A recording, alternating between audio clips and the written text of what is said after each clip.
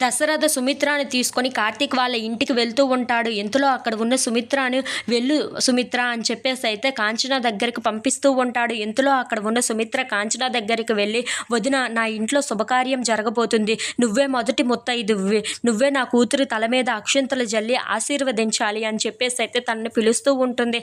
ఆ మాటలు వినగానే అక్కడ ఉన్న కాంచన అయితే చాలా సంతోషిస్తూ ఉంటుంది. ఇంతలో అక్కడ ఉన్న సుమిత్ర మాత్రం, అవును వదిన, నువ్వు ఎలాగైనా సరే తప్పకుండా రావాలి, నిన్నే నేను మొట్టమొదటిసారిగా పిలుస్తున్నాను, నువ్వు నా ఇంటి ఆడపడుచువు కాబట్టి నువ్వు ముందుగానే ఉండాలి అని చెప్పేసి అయితే అంటూ తనకు బొట్టు పెట్టి మరీ ఆహ్వానిస్తూ ఉంటుంది.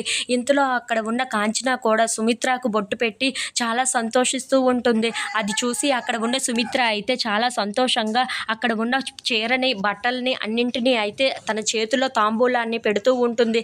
అది చూడగానే అక్కడ ఉన్న కాంచన అది తీసుకుంటూ చాలా సంతోషిస్తూ ఉంటుంది. ఇంతలో అక్కడ ఉన్న సుమిత్ర మాత్రం, మీ అన్నయ్య నీకోసమనే స్వయంగా ఈ పట్టు చీరని ఎంచి మరీ తీసుకొని వచ్చారు, నువ్వు ఇదే కట్టుకొని అక్కడికి రావాలి, నువ్వు తప్పకుండా రావాలి, లేదంటే ఆ ఎంగేజ్మెంట్ సరిగ్గా సంపూర్ణం అవ్వదు, జరగదు కూడాను అని చెప్పేసి అయితే అంటూ ఉంటుంది. ఆ మాటలు వినగానే అక్కడ ఉన్న దీప, కార్తీక్ వాళ్ళు అయితే చాలా సంతోషిస్తూ ఉంటారు. ఇంతలో అక్కడ ఉన్న దశరథ మాత్రం, అవును చెల్లి, నువ్వు ఎలాగైనా సరే మన ఇంటికి రావాలి, నువ్వు వస్తేనే మన ఇంటికి కళ వస్తుంది అని చెప్పేసి అయితే తన చెల్లిని కూడా ఆహ్వానిస్తూ ఉంటాడు. అది విని అక్కడ ఉన్న కాంచన అయితే చాలా సంతోషిస్తూ ఉంటుంది.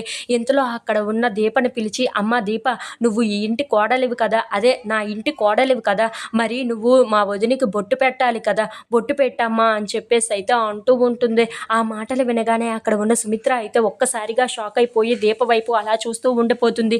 ఏంటి వదిన ఇలా మాట్లాడుతుంది అని చెప్పేసి అయితే అనుకుంటూ ఉంటుంది.